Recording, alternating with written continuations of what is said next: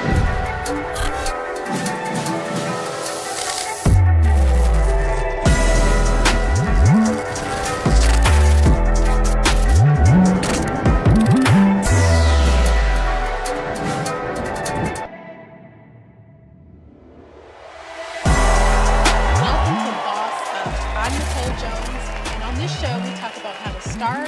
and sustain your business. Today, I have with me a very special guest, Davonne Reaves. Welcome, Davonne. Thank you for having me, Nicole. I am so glad that you're here. One of the reasons why you guys want to stick around is because if you are interested in hotel development, owning your own hotel, and probably getting into more of the investment approach, right, you want to stick around and find out more, because there are a lot of people who look like us, right, who are in this space. And so Davonne is going to tell us how she got her early start in this investment opportunity and how you can get started as easy as today. So let's talk more. Davonne, thank you again. Thank you, Nicole. I am so excited you're here. You know, it's a long road coming. Went to Georgia State together. We really just got acclimated over the past few years. So I'm excited that you're here to tell your story. I know I should have connected with you sooner. Who knew where my business would have been? You are too sweet, too sweet. But tell us a little bit more about yourself. You are the owner of not only the Vaughn Group, which was your first baby, but also Vester. I know, So, my new baby, my second your new baby. That's my youngest baby. My Polo of the Davonne Group is the oldest child. But yes, Vester is a crowdfunding platform. For those who don't know what crowdfunding is where folks can literally pull pools of money together to invest in different projects. And so Vester is a crowdfunding platform for commercial real estate. And so I came with the idea because I noticed there was a lot of people who look like us, who wanted to get into commercial real estate, but they didn't have access to capital. Yep.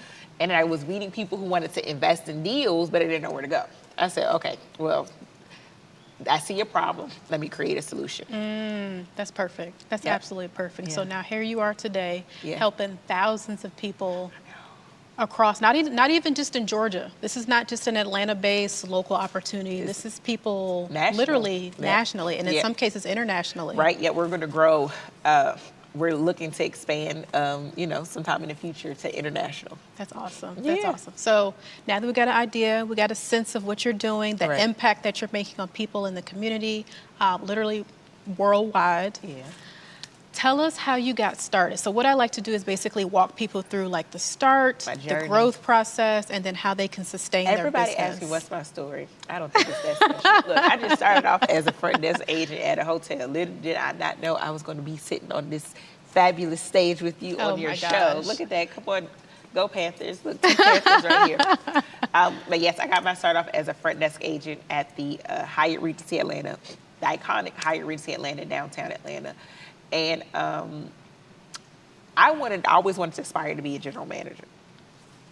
And once I realized, once I started to, change my room change my surroundings of the people who I wanted to be around as far as different organizations to join.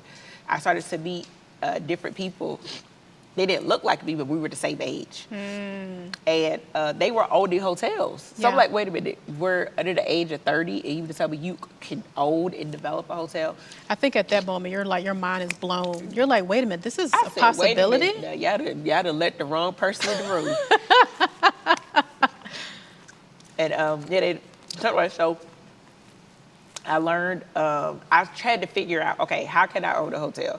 So it wasn't like it is YouTube University now or, Google as it is.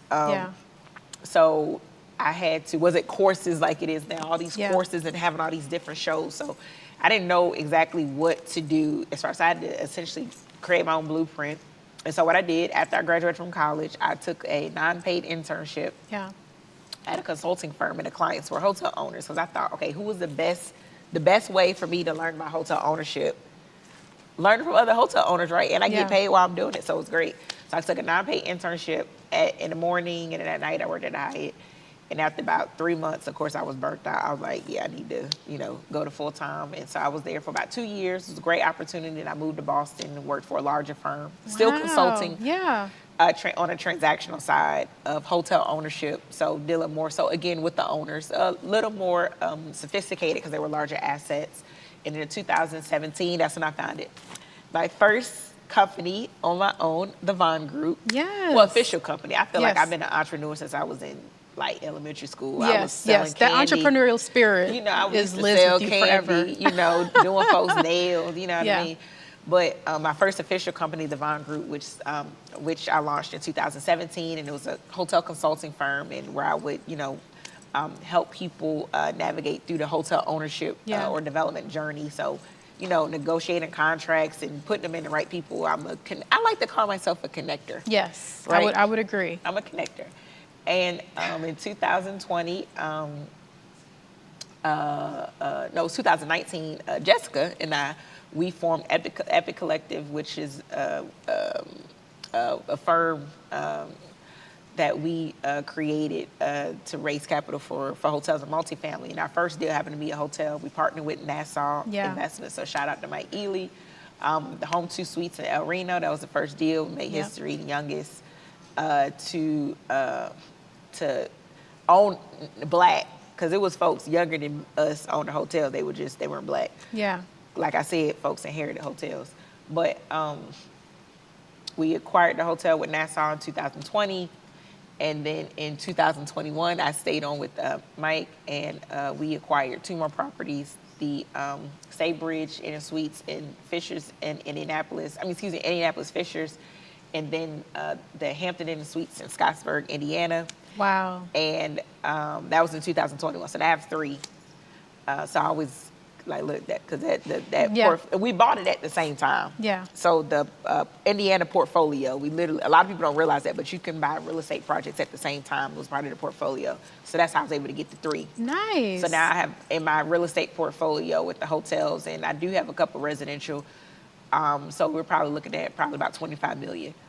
Wow, Yeah. that's a big deal.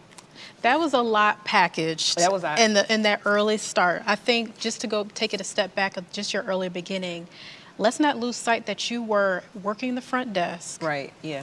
to saying, hey, I want to be a general manager, because you thought that's where the ceiling That's was. what I thought it was, yeah. That's where the ceiling was. And If I like can to be go a straight to general the top. manager, yeah, you Yeah. was like, I just want to be the highest that I can be in this particular role, because Yeah. I know I'm worthy, I know I'm capable, and I know I can do this. Right, exactly. Until you got introduced to the opportunity of, Own I it. could actually own the hotel. That sounds a lot better. It's got a better ring to it. Oh yeah, everything I do, if I do something, I'm thinking about how can I own it. Yeah, yeah. And I was taught that when I was younger, you know, I wasn't taught that. Everybody around me pretty much owned a house. You know, Yeah. my mom owned her house, my dad owned his house, my grandma owned her house. She owned her house, it was paid off. Wow. Yeah, my grandma, you know, left us 2 houses that was paid off. Yeah. You know what I mean? So that's a blessing. Yeah. And so, but it wasn't stressed enough about owning. Yeah. Like, you know, whatever you do, you want to have ownership, because the people who have owned, I've learned the people who own are the decision makers, Yeah. right? When you think about the people, any decisions that being made in the world, they own something. They Yeah. own a business. They own land. Really, Yeah. the biggest thing is they own land. Yeah. And once I understood the power, and I learned that from that, working from that, is going back from that non-paid internship. Yeah. I learned so much, because I learned that the top decisions that were being made, Yeah. they were made by people who owned. They own land, they own real estate, they own businesses. You know why? Because they were creating jobs, and they were bringing tax dollars back into that community. Yeah. Once I learned that, I was like, okay. Yeah. Yeah. There we yeah, go. Yeah. Yeah. And it just changed your whole it's like a whole paradigm shift. Your whole Absolutely. perspective changes, and it's like, okay, this is the route that I need to take. Right. This is what I need to introduce to my audience. Once I Exactly. figure this out, Right. once I get it locked and loaded, and like you said, create my blueprint, I then need to pass this torch on to other people. You know, it just happened organically. It Yeah. wasn't, it just literally just, and some people actually told me, Davonne, it doesn't make any sense, meaning sharing, you know, Oh, wow. about hotel ownership, Yeah. because they were thinking like, you know, this is something Black people would not be interested in. Yeah, and the other side of that is that we're so used to hearing about real estate, like that's the path that's a little bit widely more acceptable. And people don't realize that hotels are real estate. Yeah. They just don't Yeah. think, you know, I think in 2019 there was a study done by MGY Global that African Americans, or Black people, however you want to be called, you know, Black people, we've spent over $109 billion in travel. But yet we own less than 2% of the hotels in the United States, right? Yeah. So I'm like, okay, that's an issue. That's a problem, right? And so I guess being the oldest, I'm a problem solver, right? Yes. So I see that there's an issue and that we're not talking about owning hotels. We have the mindset of a consumer. We're spending billions of dollars in travel, but how much of that money is actually being circulated within our community? Like how much are Black people, how much are we actually taking from those dollars? Yeah. And it just really shifts your way of thinking. And it's like, I can be on the other side of that. Right. I can now be the owner of that. Right. And I now can circulate those dollars a lot more frequently and fluidly. Right. Especially since we're already the consumers anyway. Exactly. And I think the other part of that is trying to get people in the mindset of, because there's always a negative connotation working with Black businesses in some cases, saying, hey, I want to support this Black business and be able to continue to circulate dollars, because then the flip side is the customer service piece, which in the world of hospitality, that's it. It's just real basic. People want a clean room. Now, some people do want experiences. Yeah. Some people, they want to travel and they want to have an experience. They want to travel somewhere that's a lot better than their house. I get it. Yeah. Some people are real basic. They just want a clean room and they want to smile when they check in, and that's it. Yeah. So, I mean, a hotel is a hotel. It's 4 walls. Some have restaurants, some don't. But anyway, when you check into a room, you just want it to be clean and a nice, comfortable bed. Yep. And a shower, and that's it. You know. Yep. But still, we still want to own it. Yes. That is the name of the game for this particular episode, is to own it. That's what we want to do. We want to own it. Another thing that you mentioned is you took this unpaid internship to understand just the beginning roots of this process. What does this look like? How can I literally be a fly on the wall and be in the rooms with people who are making these decisions? Yeah. So I know how to think, how to talk, how to move in certain spaces. Yeah. Were you the only Black girl at that time in those type of positions and rooms? I was either the only Black, the only woman, or the youngest. Yeah. And a lot of times it was all three. One time I was in a room, it was like 400 people, and I was the only Black person. Wow. The only other people, Black people outside of that room were the minorities. They were, the servers at the hotel. Yeah. I was like, oh my gosh. Yeah. We got to change it up. Every discipline starts with creating a habit. Find a plan that works for you. I know you can put a reminder in your phone, call so-and-so in 30 days.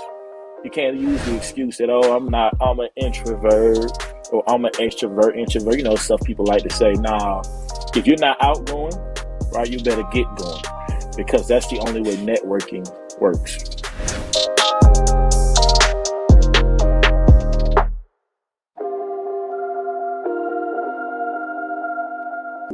When it comes to making plans, you are the best. Remember the best planned 90 minutes of your life? Or that surprise party for your parents' golden anniversary? You get the golden planning. The same way you plan each detail for those moments, start planning to protect you and your loved ones from a natural disaster. Sign up for local weather and emergency alerts. Prepare an emergency kit and make a family communications plan. Protecting your family is the best plan you can make. Welcome to this week's edition of Single in the City. I am Justin Gilbert. Maturity comes in, and a lot of people negate that part of being an adult and dating and being single in the city. What is the biggest favor or regrettable, craziest thing you've done? We get the meat, the potatoes, but the boundaries can be the vegetables. You gotta have them. You gotta eat them. We will see you next week for another episode of Single in the City. If you didn't know, you're my lucky strike. This was probably less than 10 years ago. Yeah. So this isn't like, this was like 25. I mean, I'm only 35. Yeah. So this is something that happened, about less than 5 years ago. Yeah. That where I'm the only Black person in the room, but the room was filled with hotel owners and management companies and people on the transactional side. The people where the money happens on the very high level. Yeah. So on the flip side of that, then you got to the point where you're like, okay, I have gained enough knowledge and information where I feel like I can be dangerous. Yeah. Now I can do this. Now I can create my own coaching system. Yeah. Now I can buy my own properties. Right. You mentioned that you work with someone through Nassau Investments, yeah, Mike Ely, yeah. to be able to do a historic property deal with you and Jessica. And for those that are watching the show, you might have seen Jessica on an earlier episode, Jessica Myers.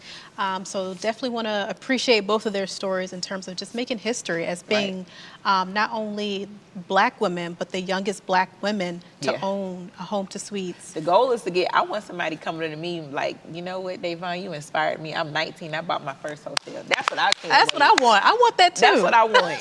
That's what I want to see. That's what I want to hear. You know what I mean? Like, I don't even get excited about being the youngest. I'm gonna get excited when somebody else beats that. That's what I want. Yes, that is going to be. Yeah. And that's what you want. That's what we want. That's why we have conversations like these. Talk to business owners, because we want other people to see themselves. Right. And the people that are sitting on the stage, so then they can come behind you and say, "Hey, I watched this show a couple years back. I saw Davonne's episode. She inspired me. Now I'm the youngest." That's what I want. And the Black, right? That's what I want to see. That's what I want to hear. And a lot of times people think, well, you know, Black people, we can't invest in own hotels because there's a lack of access to capital. You do need money. Hotels are very capital intensive, you know, real estate. But what I've realized is that Black folks got money. Yeah. A lot of times what we don't have is access to knowledge. And so throughout my journey and what keeps me going, what motivates me, that people's mindset is changing. Now people are starting to have ownership conversations at the dinner table. Now people are thinking, okay, you know what? I bought this house for my child that I want to leave. Now I want to buy this multifamily unit. Now I want to buy this hotel. Now I want to I want to actually buy the block. Yep. You know what I mean? I can buy the block and I can buy this hotel. Because remember, in Monopoly, what you need are 4 houses to buy a hotel. Yep. So what I'm saying is you don't need the 4 houses to buy a hotel, right? I teach 4 different ways, right? You can invest passively through REITs, which stands for Real Estate Investment Trust. You can invest through crowdfunding. Yes, with Hence why I Investor. create Investor. You can invest privately, you know, with someone, which a lot of my investors did with me previously and invest with me privately. Or you could just become a syndicator yourself or a sponsor where you develop or own the hotel yourself and you do the entire project. So I love it. Those are the 4 different ways that I talk about how you can invest. Because a lot of people don't realize that hotels are real estate. It's just an operating business sitting on real estate. I love that. And I'm glad you mentioned that, because my next question was going to be about the growth factor. How can you actually invest in these properties? So being able to pinpoint that in those 4 different avenues gives people options. Right. First of all, to say, I don't have to come out of my own pocket, do a loan shark or whatever other ideas. Right. And that then goes back to the educational piece. Like if you don't know what you don't know. Right, exactly. So if you guys are watching this and interested to learn more about those 4 different avenues, be sure to check out Davonne Reaves. We'll share more of her information throughout the show, so you guys can check that out and stay tuned on how you can invest starting today. At least do a lot more research and gain that information to begin to start your own process. So let's stay on the growth factor. Okay. So now you're the first, you made a historic milestone, you got your first property, investment hotel property. Yeah. Then how do you then leverage, I guess take it a step back, from those 4 avenues, which route did you take to do the property? You mentioned Nassau Investments. So I became a syndicator or a sponsor. So what that means is you become a general partner. So that means you help put the deal together. You help raise capital. You help find a deal. You help negotiate the deal. You work with the brand. So that's essentially what you do as a sponsor or syndicator. I was able to raise the capital through private investors. So I was able to bring in equity partners to come in and invest, and they came in through the investment route. So like I said, throughout my journey, I noticed the problem of a lot of people wanting to buy a hotel, but they didn't. And then I remember what I experienced. Yeah. How it was trying to raise capital. And so that's essentially why I created Investor.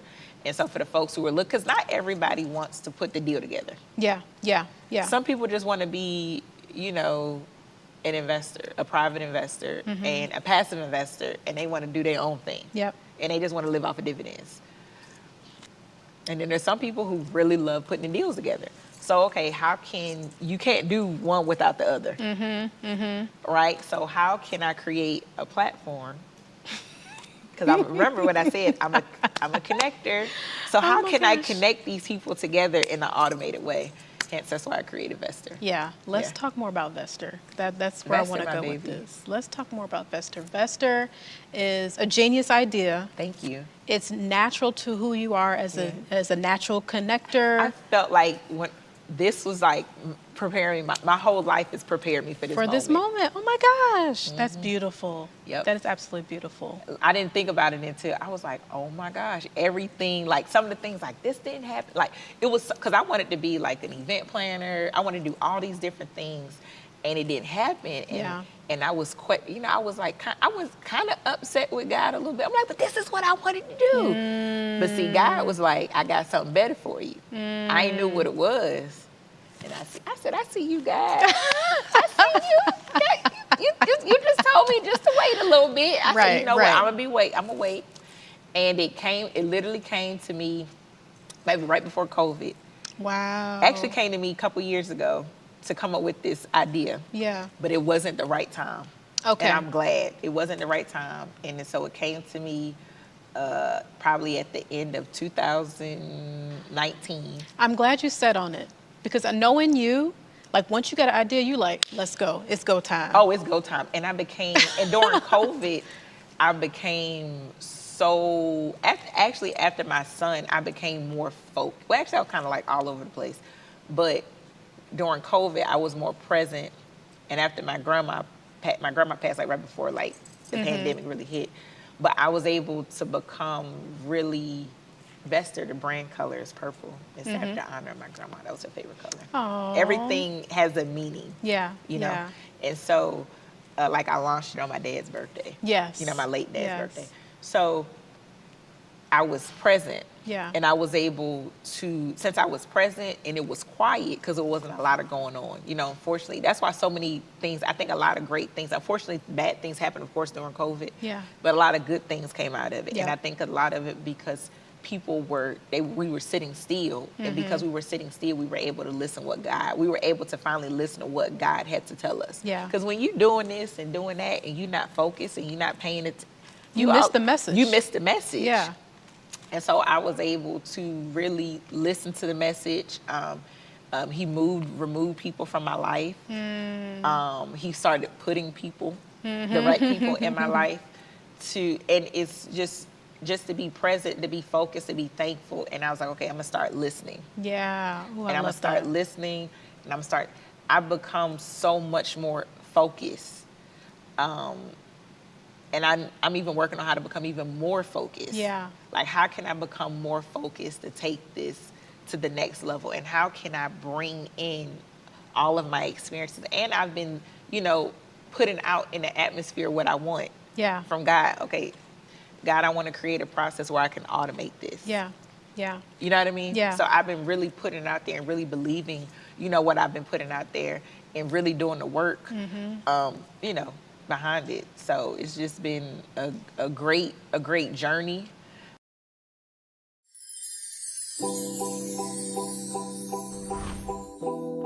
Would you say that the pandemic has been a trauma for citizens around the globe? Trauma walks with us through life, through things we see, through communities we live in, through experiences that we've been exposed to.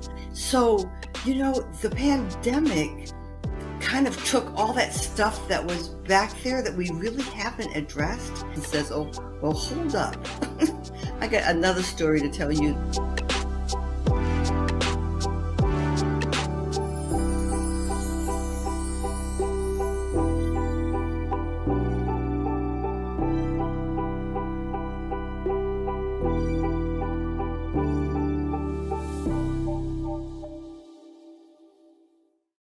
Severe weather can strike anytime, anywhere, but there's a simple way to stay safe.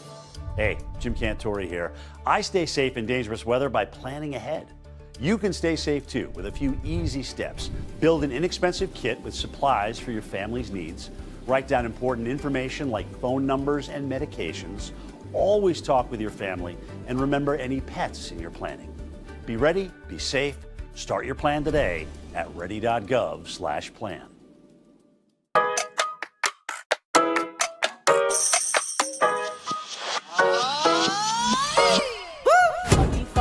that people are truthful online more, or maybe not so much? There's a lot of filters that women have. There's a lot of things that you really don't know that person until you actually meet them in person. So in other words, you guys are being catfish. Definitely.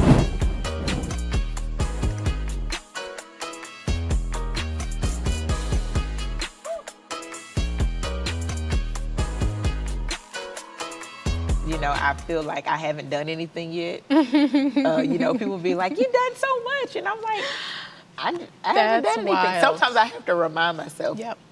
Yeah. I gotta, tell myself who I am. But I still feel like I've been trying to get my systems and stuff, because, I'm not a systems person. Yes. So thank you. Thank you, systems friend. Trying to get processes and systems and just really just trying to evolve and take not only myself, but my company, and just evolve into the greatest person that I could possibly be. And it inspires me and it motivates me that other people are motivated. Yes. And I don't even think I'm great. You know what I mean? I think there's so many other people that's greater than me. And people, when they think that I'm great and I'm inspiring them, that's what motivates me. That's what keeps me going. That's why I don't sleep at night. That's why I'm constantly coming up with different content and different events and different things and information that I can pour, that I can feed into people. Yeah. So that way, that's what keeps me going. Yeah. Literally, when people come to me and be like, "Oh my gosh, Davonne, I took your course and now I'm investing in this deal. Yeah. I took your course and now I'm about to buy this hotel. I'm under contract for my first hotel." It's just like, oh my. It's mind blowing. Oh, I mean, people who never would have thought of making any type of investment, they're literally investing. Now they're teaching their kids about it. Now they're having conversations. Now, I love it when people bring their kids and like, "Oh my gosh, we want to own a hotel one day." What? Wow. What? From the mouth of babes, just saying, "I want to own a hotel one day." I mean, 10-year-olds. Yeah. They going into hotels and telling their mama, "I want to own this." What? So we're planting the seeds. Yeah. I was listening to somebody and they were saying how a lot of times we are experiencing 14 generations of trauma. So we have our own trauma, but we're dealing with trauma that we don't even know these people. Yeah. Yeah. So now we're in a space, and I wanted to do it for myself and my son. I wanted to break my family trauma. Yeah. So what I have to do for my son, so that way he could be the best person that he could possibly be. Yeah. You know what I mean? And so for people to take that energy and to take that positivity and take that drive and they're like, it's that light switch. Yep. What I'm doing is changing the mindset from a consumer to an owner. You don't have to necessarily own a hotel, but now you're thinking, I can actually own this. I don't have to necessarily be the consumer. light I can bulb own then it. continues to go off, because it's like, well, even if I don't want to own a hotel, let me think about owning a construction company. There you go. Let me think about owning a brokerage company. Let me Just think even about the people owning a around building. me. Even the people around me, they're starting their own businesses and doing their own, thing and investing in. I'm like, oh my God, it's just they're doing their own thing, and it's just like it's just a beautiful thing, and to have employees and stuff. You know? So you got a whole team, girl. So it's a lot that I'm just trying to take in and I can't stop.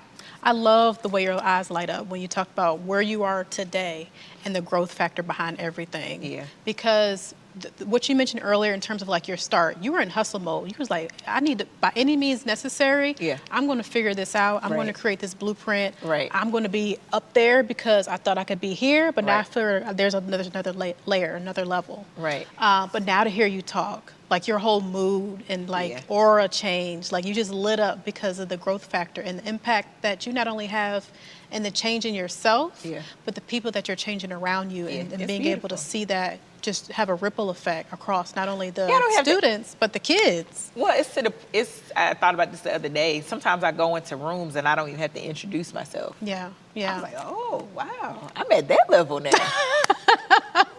I think we all kind of have this level of imposter syndrome. We're like, we don't really think we're as great as what we think we are. And it's like, you are really that great. And people be telling me that, and I'm like, I'm just Davonne. Really, and you know who reminds me that? Shamir. My son. Yeah. So let's talk before we close out here. I asked him for a hug yesterday. He told me no. He told you? Oh, wow. That's what I'm saying. Real humble. He bring you back down to the side. all the way down. I'm like, Mommy, can Mommy get a hug? No. before we kind of wrap up here, you talked about having a team and putting systems in place, having a process, automating some things, having the right people in your corner to get you to that next level. Can you touch a little bit about sustaining as like one of the last tips, sustaining your business and why that's important to have a team? Well, I know a lot of people, they're quick to get like an assistant, or they're quick to get a virtual assistant, or they're just quick to get people. So sometimes, a lot of times when people think scaling, that means growing their business and bringing on people. In order for you, and I've learned this and I wasted a lot of money doing this, you have to have systems in place for you in order for you to scale. So what I've learned is bringing someone like an operations person. Let's get our systems in place, because what's going to happen, nobody's going to manage your business like you. Nobody's going to know your business like you. Nobody's going to work for your business like you. But if you start to bring on people and you can't tell them, because I keep everything in my head, but that means that you're going to be constantly in the business. Yes. Like, how can I step away? I need to, because I'm the revenue generator of the company. So if I'm constantly, I got to respond to this email, or as my business coach would say, you know, you doing my hour, you know, if your hourly rate is like $500, but you're doing the $20 hour task, you're losing money. So it's like, okay, what can you do?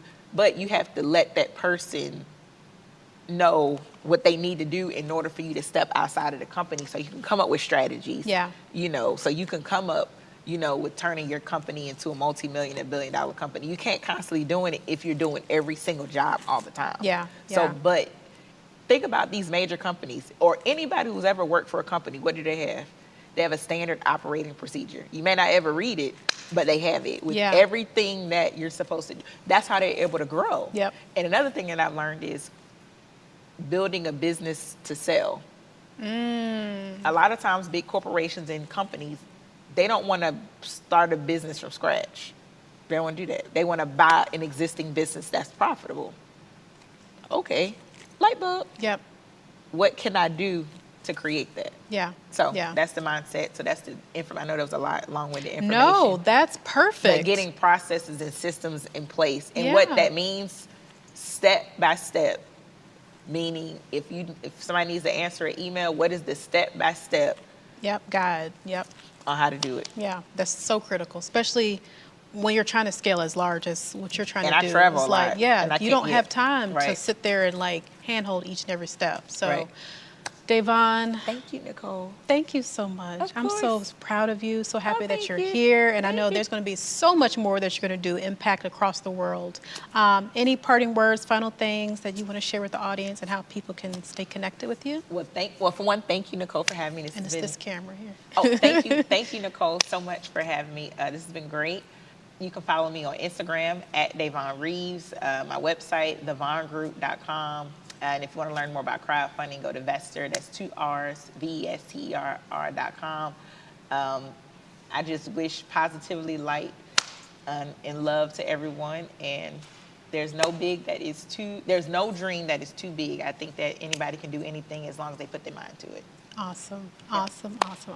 Thank you so much. We appreciate you being here. Thank you guys for watching us. Stay tuned for more episodes. Be sure to share this with a friend who you think will be interested in something like this. Maybe you guys can partner together on an idea. This sounds like a great idea to me. But thank you guys, and we'll see you next time.